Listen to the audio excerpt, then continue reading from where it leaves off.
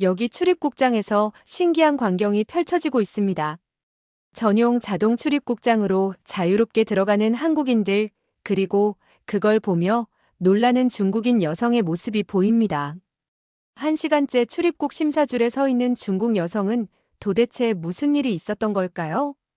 여권이 이렇게 큰 차이를 만들 수 있다고요? 세계 경제 2위 국가인데 왜 이런 대우를 받는 거죠? 중국 최대 기업의 해외 마케팅 담당자가 처음으로 세계를 여행하며 깨달은 충격적인 현실. 어릴 때부터 중국이 세계의 중심이라 믿어온 그녀가 한국 여권의 놀라운 위력을 목격한 순간 세계관은 완전히 뒤집혔습니다. 해당 사연은 해외 커뮤니티에 올라온 실제 사연을 바탕으로 재구성된 스토리입니다. 구독과 좋아요는 영상 제작에 큰 힘이 됩니다. 감동TV의 오늘의 이야기를 시작해 볼게요. 안녕하세요. 저는 중국인 리밍이라고 합니다. 28살 베이징 출신이며 베이징 대학에서 국제무역학을 전공했습니다.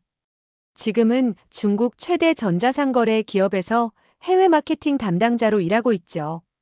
저희 회사는 전 세계 100개국 이상의 제품을 수출하는 글로벌 기업입니다.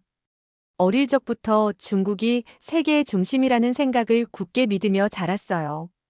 5천년 역사와 14억 인구를 가진 우리나라는 그 자체로 자랑스러운 존재였습니다.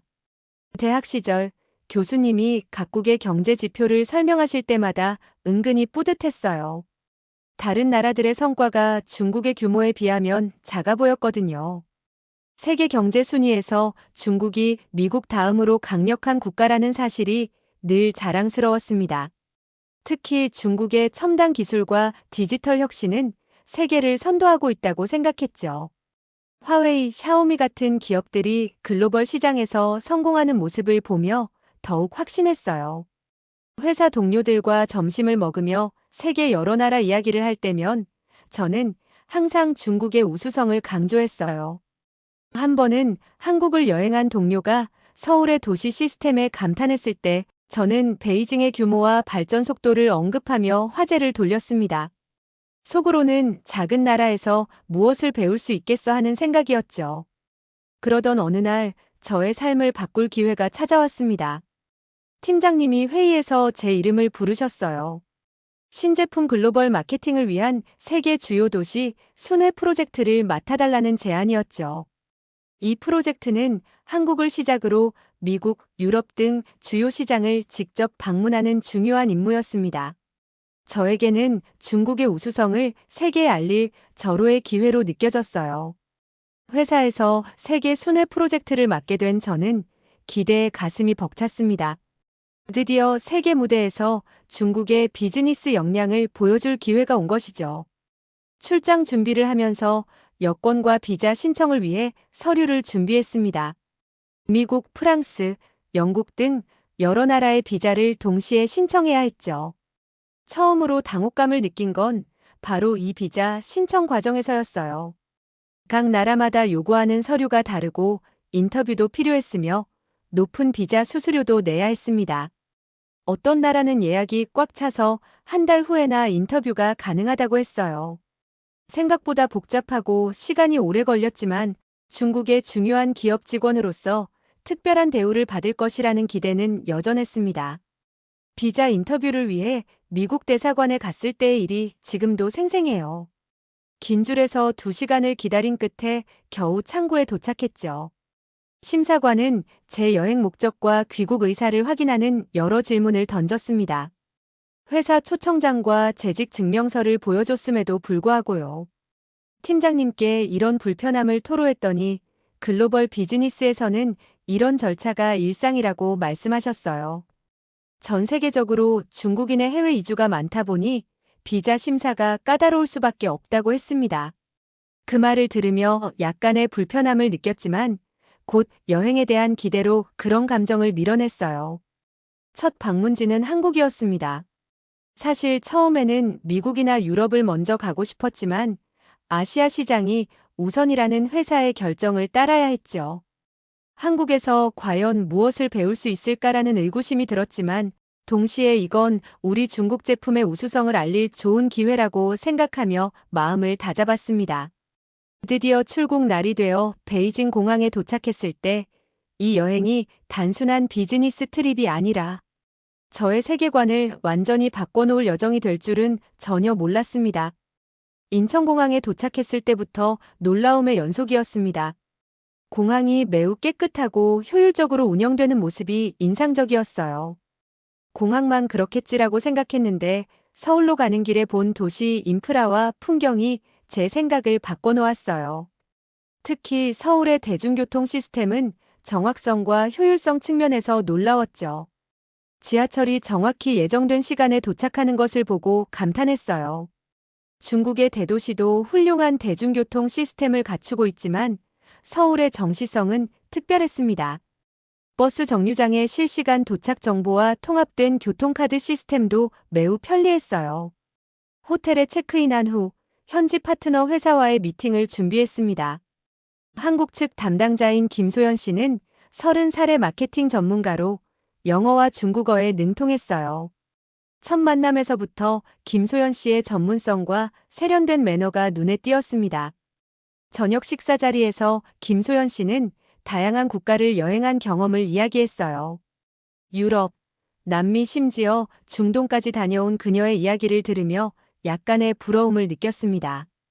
대부분의 나라에 비자 없이 갈 수 있다는 말에 놀라움을 표현했더니 김소연 씨는 한국 여권의 편리함을 설명했어요.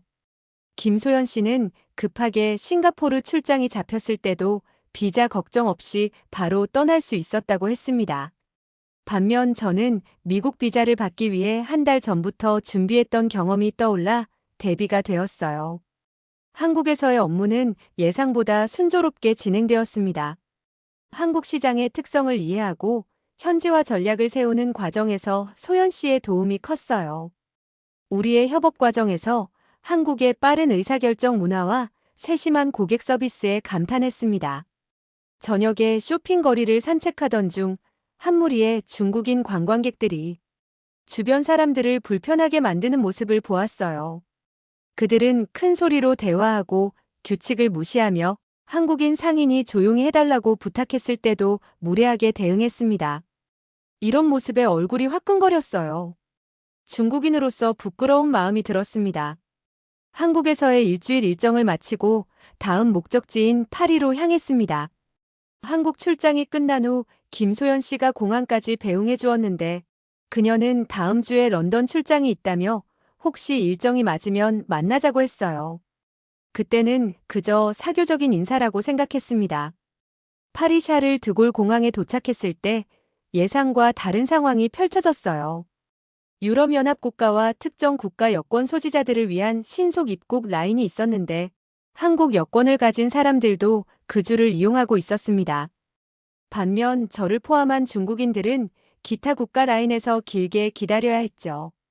입국 심사대에서 심사관은 예상보다 많은 질문을 했습니다.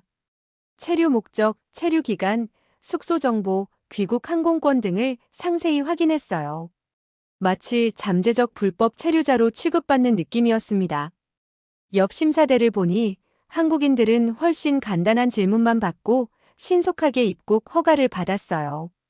그 순간 이해할 수 없는 차별감을 느꼈습니다.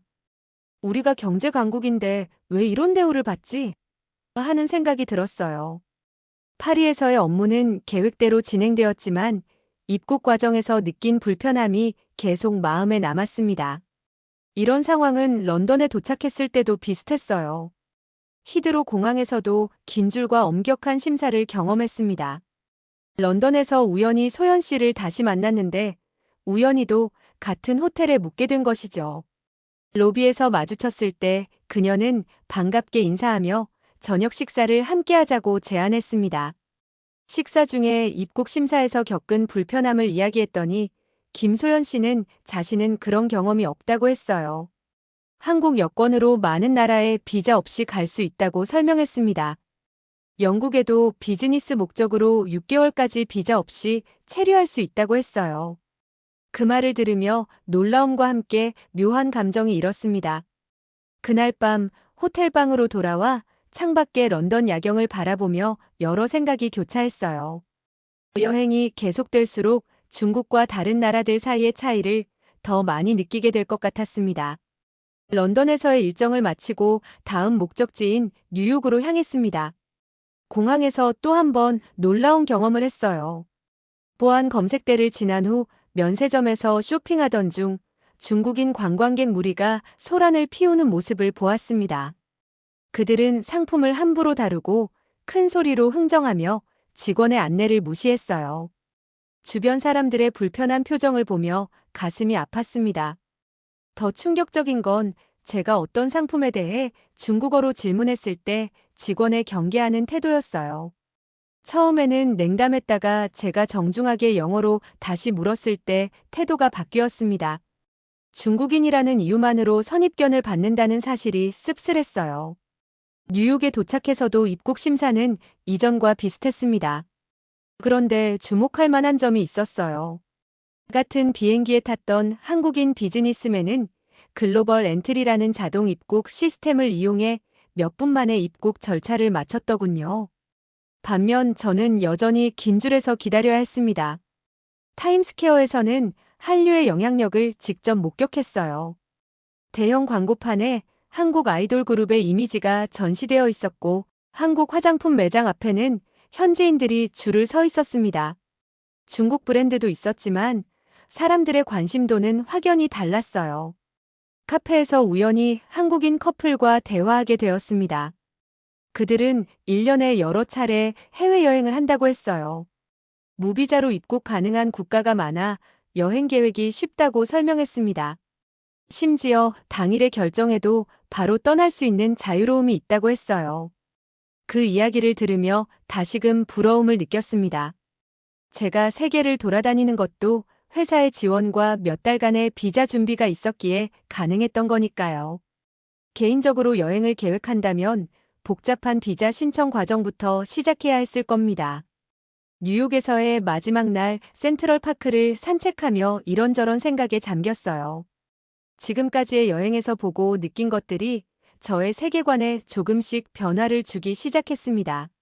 중국이 경제적으로는 강대국이지만 국제사회에서의 신뢰도와 이미지는 아직 부족하다는 걸 인정할 수밖에 없었어요. 토론토로 향하는 비행기에서 옆자리에 앉은 캐나다인 비즈니스맨과 대화를 나누게 되었어요. 그는 아시아 지역과 사업을 해온 경험을 이야기하며 특히 한국과 일본에서의 경험이 긍정적이었다고 했습니다. 중국에 대해서는 기회는 많지만 문화적 차이와 규제로 인한 어려움이 있었다고 조심스레 말했어요. 대화 중에 여권 파워라는 개념을 처음 알게 되었습니다. 각국 여권이 얼마나 많은 나라에 비자 없이 입국할 수 있는지에 따라 순위가 매겨진다는 것이었죠. 호기심이 생겨 호텔에 도착한 후 바로 인터넷으로 검색해 봤어요. 화면을 내리면서 제 눈을 의심할 수밖에 없었습니다. 한국 여권이 세계 3위, 중국 여권은 62위였어요. 믿기지 않아 여러 사이트를 확인했지만 모두 비슷한 결과였습니다. 더 자세히 알아보니 한국 여권으로는 191개국을 무비자로 방문할 수 있었어요. 반면 중국 여권으로는 85개국 정도였습니다. 심지어 한국 여권은 미국 여권보다도 높은 순위였어요. 이 사실은 큰 충격이었습니다. 세계 경제 2위 국가인 중국의 여권이 이렇게 낮은 순위라니 머릿속이 복잡해졌어요. 그동안 믿어왔던 중국의 국제적 위상과 현실 사이의 괴리가 너무 컸습니다. 문득 김소연 씨가 여행 계획을 즉흥적으로 세울 수 있다고 말했던 이유를 이해하게 됐어요. 그녀는 비자 준비에 시간을 쓸 필요가 없었던 거죠. 이전 여행지에서 겪었던 입국 심사의 차이도 새롭게 이해되기 시작했습니다. 호텔 라운지에 앉아 커피를 마시며 깊은 생각에 잠겼어요. 경제력만으로는 국가의 국제적 위상이 결정되지 않는다는 사실을 깨닫기 시작했습니다. 국제사회의 신뢰, 문화적 영향력, 국민들의 행동 양식 등 다양한 요소가 복합적으로 작용한다는 것을 이해하게 됐어요. 중국인으로서의 자부심과 세계가 바라보는 중국의 현실 사이에서 혼란스러웠지만 객관적인 시각을 갖기 시작했습니다. 이것이 바로 제 여행의 전환점이었어요. 시드니로 향하는 비행기 안에서 많은 생각을 했습니다. 여행 내내 관찰한 한국과 중국의 차이점들이 머릿속을 맴돌았어요. 특히 한국의 문화적 영향력이 전 세계에 미치는 범위가 놀라웠습니다. 기내 엔터테인먼트 시스템에는 한국 영화와 드라마가 여러 편 구비되어 있었어요. 면세점 카탈로그에도 한국 브랜드가 주요 상품으로 소개되어 있었습니다. 한국 문화의 세계적 영향력을 실감하는 순간이었어요. 시드니에 도착해 택시를 탔는데 호주인 기사가 대화를 시작했습니다. 중국에서 왔다고 하자 베이징 방문 경험을 이야기했어요. 그러다 문득 한국 드라마를 좋아한다며 아내와 함께 넷플릭스에서 정기적으로 시청한다고 했습니다. 한국에 관광으로 방문할 계획이라고도 했어요. 쇼핑몰에서 중국 제품과 한국 제품이 나란히 진열된 매장을 봤습니다. 같은 종류의 제품인데도 한국 제품은 프리미엄, 혁신적이라는 수식어와 함께 높은 가격에 판매되고 있었어요. 중국 제품은 실용적, 경제적이라는 표현으로 소개되어 있었습니다. 이런 차이가 생긴 이유를 생각해 보니 한국이 제품 품질과 디자인에 꾸준히 투자한 결과라는 생각이 들었어요. 반면 중국 제품은 여전히 저렴하지만 품질이 떨어진다는 인식에서 벗어나지 못하고 있었습니다. 거리에서는 한국 패션을 모방한 현지 젊은이들을 많이 볼 수 있었어요. 코리안 스타일이 하나의 트렌드로 자리 잡은 듯 했습니다. 중국에서도 한국 스타일을 따라하는 젊은이들이 많아졌다는 생각이 문득 들었어요. 레스토랑에서 저녁을 먹는데 옆 테이블의 중국인 관광객들이 시끄럽게 행동하는 모습이 눈에 띄었습니다. 음식을 흘리고 직원에게 큰 소리로 요구하며 주변을 배려하지 않는 모습이었어요. 반면에 다른 테이블의 한국인 가족은 조용히 식사하며 떠날 때 정중하게 인사했습니다. 이런 작은 차이가 세계인들의 눈에는 두 국가의 이미지를 완전히 다르게 만들고 있었어요. 경제력이나 인구 규모보다 사람들의 행동과 문화적 매너가 국가 이미지에 더 큰 영향을 미친다는 사실을 깨달았습니다. 한 달간의 세계 순회를 마치고 베이징으로 돌아오는 비행기에 몸을 실었습니다. 창밖으로 펼쳐진 구름을 바라보며 여행에서 얻은 깨달음을 정리했어요. 출발할 때와 지금의 제 생각은 완전히 달라져 있었습니다. 베이징 공항에 도착해 택시를 타고 집으로 향하는 길, 도시의 풍경이 새롭게 다가왔어요.